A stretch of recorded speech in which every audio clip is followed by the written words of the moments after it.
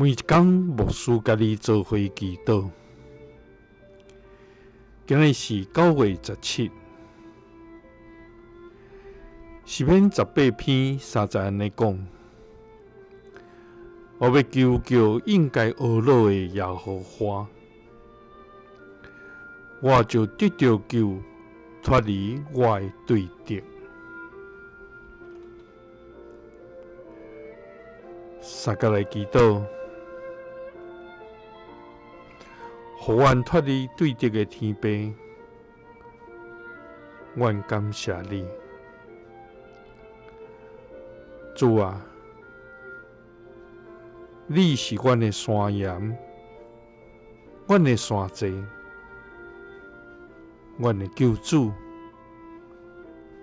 阮的上帝，阮的石盘，阮要倚靠你。主啊！你是阮的盾牌，是救阮的角，是阮的悬台，就是阮患难中的避难所。阮要专心来投靠你，因为你要保护阮。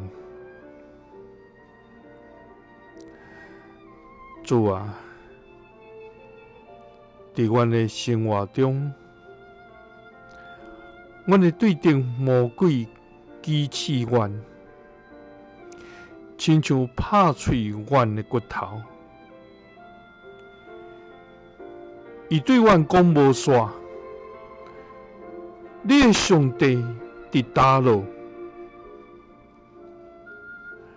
主啊！伊亲像得好的狮，四界行在找通吞食的人。主啊！我要求应该懊恼的主上帝，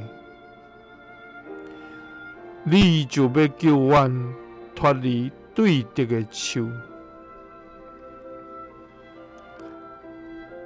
祈祷是奉主耶稣基督的圣名，阿们。感谢主，伊时刻要成做咱的保护。咱若倚靠伊，来投靠伫伊，就咱的对敌魔鬼无法度来吞食咱，